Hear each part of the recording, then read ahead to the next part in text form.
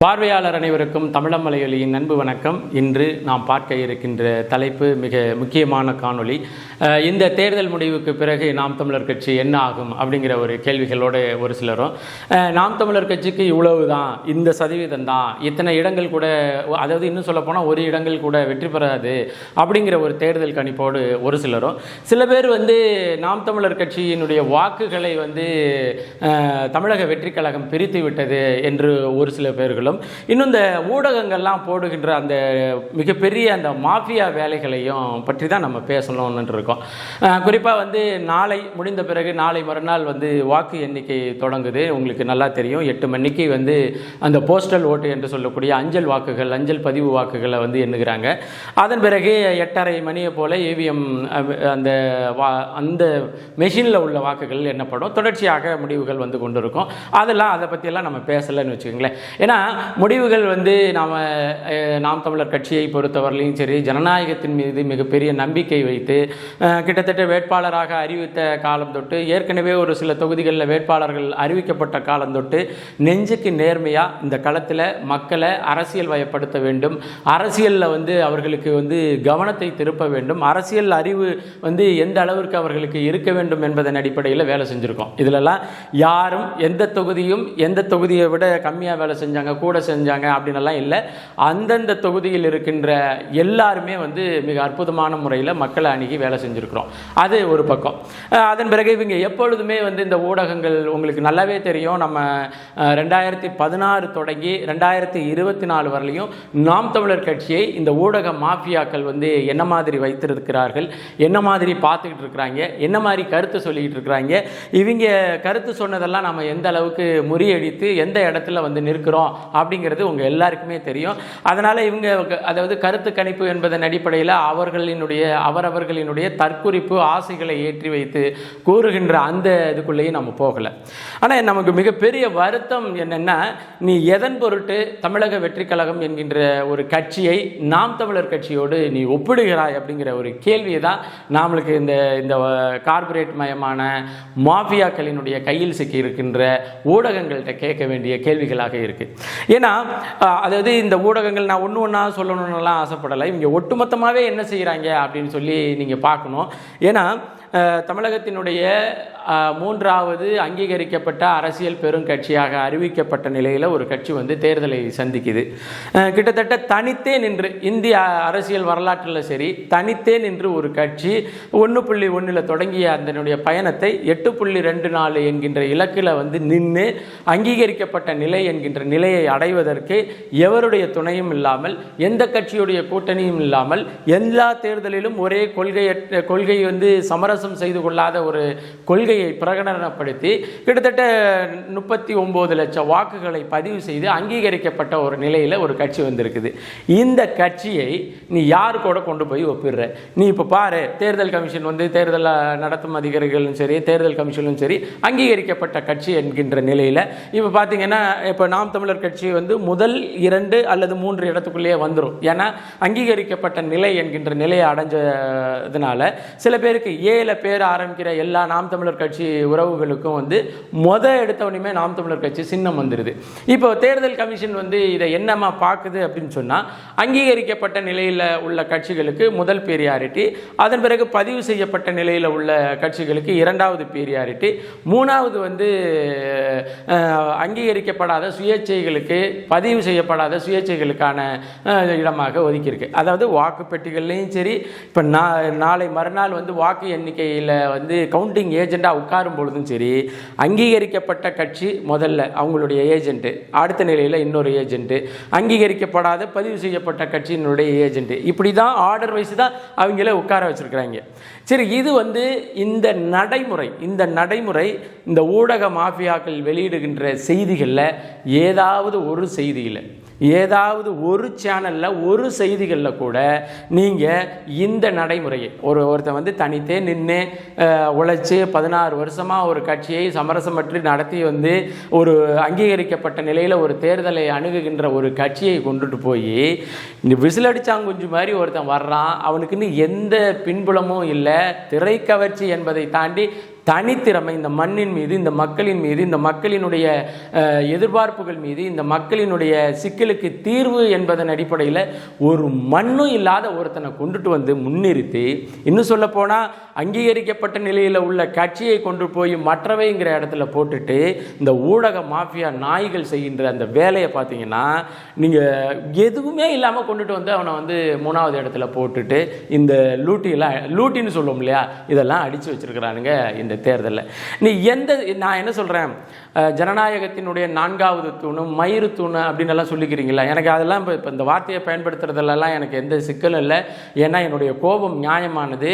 இந்த ஊடகம் செய்கின்ற இந்த கேவலமான தொழில் இருக்கு இல்லையா, இந்த தொழில், அதாவது டிஆர்பிக்காக செய்கிற தொழிலோ அல்லது அவர் வந்துட்டா நம்மளுக்கு பாதிப்பு இல்லை அப்படின்னு செய்கிற தொழில் இருக்கு இல்லையா, இந்த தொழிலை இன்னும் கடுமையான வார்த்தைகளை சொல்லி திட்டுவதற்கு எனக்கு எல்லா தார்மீக உரிமையும் இருக்குது. அதனால நான் மயிருன்னு சொல்கிறத பற்றியெல்லாம் எந்த கவலையும் படலை.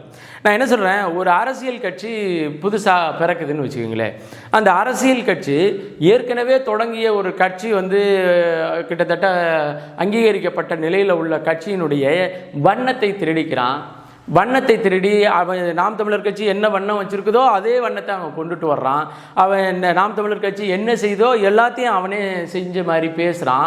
அதே போல் நாம் தமிழர் கட்சி ஒரு கொள்கை இருந்துச்சுன்னா பிறப்புக்கும் எல்லா உயிருக்கும்னு ஒரு ஒரு 2 லைனை அந்த நாங்கள் வச்சுருக்கிற அந்த கொள்கையை எடுத்துகிட்டு வந்து மேனிஃபெஸ்டோவிலேருந்து ஒரே ஒரு லைனை எடுத்துகிட்டு வந்து அவனுடைய கொள்கைன்னு சொல்கிறான். நான் என்ன சொல்கிறேன், நாங்கள் இதை கேட்க போகிறதில்ல. ஏன்னா எங்களுக்கு நல்லா தெரியும், அதாவது புண்ணியமூர்த்தின்னு பேர் வச்சுக்கிட்டவனும் உண்மையிலேயே புண்ணியம் செய்கிறவனும் இப்போது நிறைய வித்தியாசம் இருக்குது. புண்ணியமூர்த்தின்னு பேர் இல்லாட்டினா கூட புண்ணியம் செய்கிறவனுக்கு தான் புண்ணியமாக ஒழிஞ்சு ஒரு கருவி வந்து புண்ணியமூர்த்தின்னு பேர் வச்சுக்கிட்டான்னா அவனுக்கு புண்ணியம் வந்து சேராது. அப்படி தான் நாம் தமிழர் கட்சி வந்து பேர்லையோ வண்ணத்திலையோ இல்லை, அதனுடைய கொள்கையிலையும் கோட்பாட்டிலையும் தனித்து நிற்கக்கூடிய வல்லமையுடையது அப்படின்னு நாம் அதை கலந்துக்கலன்னு வச்சுக்கலே. நான் அந்த கட்சி அறிவித்த பிறகு அதன் வண்ணம் சுவரெழுத்தெல்லாம் பார்த்துட்டு நான் கூட கட்சி தலைமையை வந்து ஒரு வழக்கு தொடுப்போம். நம்ம கட்சியினுடைய வண்ணங்களை, நமது கட்சியினுடைய அந்த மேனிஃபெஸ்டோவில் இருக்கிற எழுத்துக்களை கொண்டுட்டு வந்து அவனுடைய கட்சியினுடைய வண்ணமாக அவனுடைய மேனிஃபெஸ்டோவாக சொல்கிறானே, அதுக்கு நம்ம ஒரு வழக்குனாலும் தொடுப்போம் அப்படின்னு எல்லாம் சொன்னோம். அப்போ கூட அண்ணா அதெல்லாம் வேண்டாப்பா, நம்ம கூட வந்து நம்மளுடைய கொள்கை கோட்பாடுகளோடு அவன் வந்து கூட நிற்க கூட முடியாது, அதை விட்டுடுங்க அப்படின்னு சொன்னாங்க. சரி, நாங்கள் இந்த அளவுக்கு மெக்னானிமஸாக போகிறோம்ல, இன்னைக்கு இந்த கூத்தாடியை அழைச்சிட்டு வந்து நடுவுட்டில் வச்சுட்டு பெரிய தலைவர் மாதிரி இவங்க விஸ்வரூபம் காட்டுகின்ற ஒரு சேனல் எதற்காகங்க நாம் தமிழர் கட்சியினுடைய வண்ணத்தை அப்படியே எடுத்து உங்கள் கட்சியினுடைய பெயர்கள் எல்லாம் பயன்படுத்துறீங்கன்னு ஒருத்தன் கேட்டிருக்கானா? ஒரு நேர்மையாளன், ஒரு யோக்கியன், என்ன சொல்கிற போனால் ஜனநாயகத்தினுடைய 4வது தூணை வந்து வச்சுக்கிட்டு இங்கே வந்து ஜனநாயகத்தை நிலைநாட்டுகிற ஒரு நேர்மையாளன் இதை பற்றி ஒரு கேள்வி கேட்டிங்களா? ஊடகக்காரங்க ஒருத்தன் கேட்கல. சரி, அதை விடுங்க. அதன் பிறகு ஒரு பத்திரிகையாளரை வந்து ஒருமையில் பேசிட்டார் சீமான், எல்லாம் போடுவாங்க. அவர் வந்து கோபத்தில் சில வார்த்தைகளை சொல்லும்போது இதை பற்றியே நீ பேசிக்கிட்டு இருக்கிற, நீ உனக்கு என்ன பிரச்சனைன்னு கேட்குறதெல்லாம் கொண்டுட்டு வந்து போடுறவங்க ஒரு முறை கூட ஊடகத்தை சந்திக்காத இந்த கூத்தாடியை கொண்டுட்டு வந்து 2வது இடத்துலையும் 3வது இடத்துலையும் பேர் போட்டு அறிவிக்க வேண்டிய வேலை என்ன, அவசியம் என்ன? இதெல்லாம் ஜூனியர் விகடன்னு ஒரு இதழ் வச்சுருக்கிறாங்க பாருங்கள். விஜய் வீட்டு கக்கூஸ் இல்லதை போட்டு தான் கக்கூஸை மட்டும் எடுத்துக்கொண்டு போடலை, மீது எல்லாத்தையும் போட்டாங்க. விஜய் வந்து மந்திரி சபை பிரிக்கிறாரு, அங்கே வர்றாரு, இங்கே வர்றாரு, அப்படி பண்ணுறாரு, 170 இடம். நான் மட்டும் இந்த தேர்தல் முடிவு வரட்டும், உண்மையிலேயே விஜயகாந்த் வந்து ஒரு முறை ஊடகத்தில் வந்துட்டு பார்த்துட்டு காரி துப்புனார் இல்லையா, அந்த எச்சி எங்கடான்னு தேடிக்கிட்டு இருக்கிறேன். விஜயகாந்த் காரி துப்பிய எச்சி எங்கடா அந்த ஊடகத்துக்கெல்லாம் அனுப்பி வைக்கணும், பார்சல்னாலும் அனுப்பி வச்சோம், அப்போனாலும் புத்துய் வருதா என்னன்னு பார்ப்போம் அப்படின்னு நான் இருக்கிறேன். சரி, நான் என்ன சொல்கிறேன், எதை வைத்து விஜய் அவர்கள் இந்த மண்ணினுடைய தேர்தலில் வந்து ஜொலிக்கணும்னு நீங்கள் நினைக்கிறீங்க? ஏதாவது ஒரு காரணம், ஒரு கொள்கை, ஒரு கோட்பாடு, ஒரு ஒரு சமரசமற்ற நிலை, கடந்த காலத்தில் மக்களுக்காக நின்றது, எதை வச்சுட்டா நீங்கள் நிற்கிறீங்க? எதை வச்சு அவன் வந்து இந்த மண்ணில் வந்து அப்படியே மாற்றத்தை தள்ளிடுவான் அப்படின்னு நீங்கள் நினைக்கிறீங்க? ஏதாச்சும் ஒரு காரணம். சரி, அவன் தான் பேசலை, அவன் தான் செய்தியாளர்களை வந்து சந்தித்து பேட்டி கொடுக்கல, அவனுக்காக வாய்கிலியே பேசுகிற இந்த ஊடகங்கள் என்னென்ன கொள்கை கோட்பாடுகளுக்காக விஜய் அவர்கள் வரணும்னு சமுதாயம் நினைக்குது, ஏதாச்சும் சொல்லியிருக்கிறீங்களா? அவர் போகிறாரு, வீட்டை விட்டு திரும்புகிறாரு, பனையூரில் கிளம்புறாரு, கூட்டம் வந்து நிற்கிது, அங்கே போகுது, இங்கே போகுது. சரி, நான் என்ன சொல்கிறேன், 41 பேர் இறந்து போனாங்க கரூரில். வேறு கட்சி தலைமையோ வேறு கட்சி தலைவர்கிட்டையோ இந்த நிகழ்வு நடந்திருந்தால் நீங்கள் சும்மா விட்டுருப்பீங்களா? இந்த ஊடகக்காரங்க சும்மா விட்டுருப்பாங்களா? என்னென்ன பேசியிருப்பீங்க ஒன்றும் இல்லைங்க. அண்ணன் சீமான் அவர்கள் மீது ஒரு போலியான வழக்கை கொடுத்த, ஒரு புகார் கொடுத்த ஒரு நடிகை கூட வழக்கில் விமான நிலையத்திலிருந்து வலசரவாக்கம் காவல் நிலையத்தில் ஆஜராகணும். வலசரவாக்கத்திலேருந்து, அதாவது விமான நிலையத்திலேருந்து வலசரவாக்கம் வர்ற வரலையும் நீங்கள் லைவ் போட்டிங்கல்ல, என்ன மையத்துக்கு லைவ் போட்டிங்க? அப்போ சீமான் ஒரு பாலியல் வழக்கில் ஆஜராகிறாரு அப்படிங்கிறத இந்த மண்ணின் மக்களுக்கு கொண்டுட்டு போய் சொல்லணும். இதே சீமான் காரைக்குடியில் வேட்புமனு தாக்கல் செஞ்சார், எவனாச்சும் போட்டிங்களா? ஏதாச்சும் ஒரு பிட்டு லைனை காமிச்சிங்களா? இதே சீமான் ஒரு நாளைக்கு 6 கூட்டம் பேசினார், 6 கூட்டத்தை லைவ் போட்டிங்களா? எவனாச்சும் ஏதாச்சும் ஒரு ஊடகம் லைவ் போட்டிங்களா? அப்போது இந்த ஊடகம் என்ன நினைக்குதுன்னா, நாம் நினைச்சத, நாம் கட்டமைக்க விரும்புகிறத இந்த தமிழ் மக்களினுடைய சிந்தனையில் கட்டமைச்சிருவோம் அப்படின்னு நினைக்குது. ஆனால் 4ஆம் தேதி யார் செருப்படி வாங்குறா, எந்தெந்த கற்பிதங்கள் செருப்படி வாங்குது, எந்தெந்த கவனங்கள் செருப்படி வாங்குது, 4ஆம் தேதி முடிவுக்கு பிறகு விஜய் சொல்லிப்பார், விஜய் தலைகீழா பண்ணுவார், அப்படி பண்ணுவார், இப்படி பண்ணுவார்னு எல்லா நாய்களையும் குறிப்பிடுத்து வச்சுருக்குறோம். எனக்கு ஒன்றும் பிரச்சனை இல்லை, நீங்கள் நாய்கள்னே வச்சுக்க. ஏன்னா நாய்களை நான் நாய்கள் கூட நன்றி உள்ளது. ஏன்னா ஒரு முறை கூட செய்தியாளர்களை சந்திக்காத ஒருத்தனை கொண்டுட்டு ஊடகம் கொண்டுட்டு நான் என்ன சொல்லுவேன், அறத்தின் வழி நின்றால் கூட தேர்தல் கமிஷனுடைய வரையறையின்படி பதிவு செய்யப்பட்ட கட்சிகள் என்ற அடிப்படையில் பின்னாடி தான். சரி, இவ்வளவு பேசுனீங்கல்ல, இவ்வளவு போட்டிங்கல்ல, இவ்வளோ ட்ராமா போட்டு விஜய் முந்திருவாருன்னு, நீங்கள் ஏன் விஜயை வாக்குப்பெட்டியில் முதல் இடத்துலையோ அல்லது 2வது இடத்துலையோ வைக்க முடியல? 16வது இடத்துலையும் 17வது இடத்துலையும் கொண்டு போய் வைக்க முடிஞ்சிச்சு. நீங்கள் தான் ஊடகம், பெரிய மாஃபியா அப்படி இப்படின்னு கட்டமைக்க முடிஞ்சிச்சுல உங்களால். நீங்கள் ஏன் உங்களால் அதை செய்ய முடியல? ஏன்னா அங்கே உங்களுடைய கார்பரேட் வேலை செல்லுபடி ஆகாது. அங்கே ஏங்கிறவன் முன்னாடி இருப்பான், இசட்டுங்கிறவன் பின்னாடி தான் இருப்பான். அப்படி தான் கட்டமைப்பு இருக்குது. அப்போது அந்த அளவுக்கு தரங்கட்டு போன ஊடகங்கள் தரங்கட்ட ஒரு நிலையில் இந்த தேர்தலை கொண்டுட்டு ஒரு வெற்று பலுனை ஒரு பிரம்மாண்டமாக காமிச்சிருக்குது. உண்மையிலேயே இந்த மண்ணின் மீது, இந்த மக்களின் மீது, இவர்களினுடைய எதிர்காலத்தின் மீது நம்பிக்கை கொண்டு அரசியல் நின்று கலப்பணி செய்தவர்களுக்கு நல்லா தெரியும் இந்த மண்ணின் மக்களினுடைய தீர்ப்பு என்னவாக இருக்கும். சரி, நான் என்ன சொல்கிறேன், ஒரு தப்பி தவறிய விஜய் மெஜாரிட்டி வந்துட்டா இந்த சமூகம் அசிங்கப்பட்டு போகாதா? இந்த சமூகம் கேவலத்தால், இந்த சமூகம் அசிங்கத்தால் குறுக வேண்டாமா? இது ஊடகங்களுக்கு தெரியுமா தெரியாதா? விஜய் வெற்றி பெற்றால், ஒருவேளை வெற்றி பெற்றால், நீங்கள் எல்லாரும் இந்த கோயிலில் போய் சீரடி கோயிலில் சாமி கும்பிட்டது மாதிரி திருச்செந்தூர் கோயிலுக்கு போனால் வெற்றி கிடைச்சிரும்னா நேரம் ஸ்டாலின் குடும்பம் எந்த ஓட்டே கேட்காம போகணுமே. அவங்க தானே முதல்ல சூர சம்ஹார பூஜை செஞ்சுட்டு வந்தாங்க. அதன் பிறகு இவர் போயிருக்கிறாரு. இவர் அதுலேயும் பார்த்தீங்கன்னா இவர் உலகமகா நடிகன்னு எப்படி சொல்கிறோம்னா, ஓட்டு வாங்கிறதுக்கு முன்னாடி தேவாலயத்துக்கு போவார். ஓட்டு எலெக்ஷனுக்கு முன்னாடி தேவாலயம், எலெக்ஷனுக்கு பின்னாடி பார்த்தீங்கன்னா திருச்செந்தூர் சீரடி சாய்பாபா.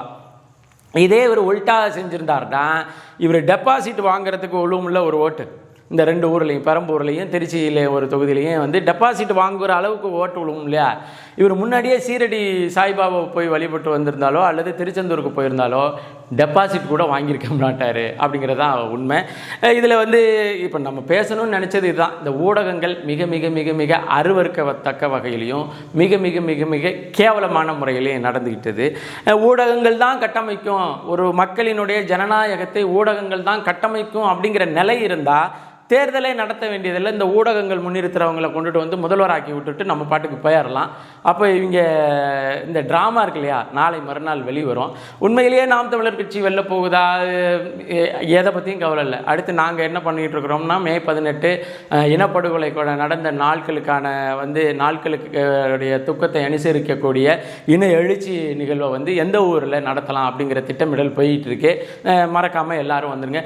நீங்கள் ஒரு முறை இல்லை, எத்தனை இப்போ தோற்றாலும் எங்களுடைய இலக்கு இந்த இனத்தின் விடுதலை தான். இந்த இனத்தின் விடுதலையை நோக்கி நாங்கள் தொடர்ந்து உழைத்து கொண்டே தான் இருப்போம். நீங்கள் சொல்கிற மாதிரியெல்லாம் இங்கே ஒன்றும் நடக்க போகிறதில்ல. நீங்கள் வெறும் 6% கீழே தான் வாங்குவாருன்னு சொன்னப்போ தான் நாங்கள் 8.22% பெற்று அங்கீகரிக்கப்பட்ட நிலையில் அடைஞ்சோம். இப்போ நீங்கள் 6 சீட்டு, அதையும் ஒரு சில ஊடகங்கள் அதர்ஸ்னு போட்டிருக்கு. ஏன்டா நாம் தமிழர் கட்சின்னு சொன்னால் உங்களுக்கு என்ன நாக்கு சுலுக்கிக்குமா? இல்லை உங்கள் ஊடக கார்பரேட் வந்து கோவிச்சு போனால் எனக்கு புரியலையே, அதர்ஸ்ன்னு போட்டிருக்கு. சரி, நாங்கள் எப்பயுமே அதர்ஸ் தான், நீங்கள் போடுற அந்த கிரைட்டீரியாவுக்குள்ளே நாங்கள் தங்களை வந்து தங்களுடைய கோட்பாடுகளை நிறுத்தி கொள்ளாமல் நாங்கள் எப்பொழுதுமே தனித்துவமானவர்கள் என்பதை நீங்கள் ஒத்துக்கிறீங்க. இந்த 4ஆம் தேதி தேர்தல் வரட்டும், விஜயகாந்த் அவர்களுடைய எச்சு இருக்கு இல்லையா, அதை காரி அங்கே மறுபடியும் அவர் வந்து உயிரோடு வந்தாருன்னா உண்மையிலேயே துப்ப சொல்லலாம் அப்படிங்கிறது தான் நம்மளுடைய எண்ணம். நம்ம சொல்ல வேண்டியதில்லை, இவங்க நடுநிலையாளர்கள் வேஷம் போட்டுக்கிட்டு இருக்கிறாங்க இல்லையா, இந்த வேஷத்தை நம்பியவர்களே இவங்க மேலே காரி உமிழ்வாங்க. உறுதியாக நாம் தமிழர் கட்சி நாம் நினைத்ததை விட, நாம் எதிர்பார்த்ததை விட அதிக இடங்களை கைப்பற்றி அதிக வாக்கு சதவீதத்தை பதிவு பண்ணோம். உறுதியாக ஒரு இடத்துல கூட விஜய் வெற்றி பெற மாட்டார். நீங்கள் வேணா பாருங்கள், ஒரு இடத்துல கூட விஜய் வெற்றி பெற மாட்டாருங்கிறத நீங்கள் பார்ப்பீங்க. 4ஆம் தேதி என்ன நடக்குன்னு பார்ப்போம். அதன் பிறகும் நம்ம தொடர்ச்சியாக பேச இருக்கிறோம். நமக்கு உண்மையிலேயே இந்த ஊடகத்தை நினச்சி ஒரு மிக மிக கொடூரமான கோபம் இருக்குது. என்ன பண்ணுறது, இவங்களையும் திருத்த வேண்டிய பொறுப்பும் கடமையும் நமக்கு இருக்குது என்பதன் அடிப்படையில் தான் இந்த காணொலி பதிவு. மீண்டும் ஒரு காணொலி பதிவில் இணைவோம். நன்றி, வணக்கம்.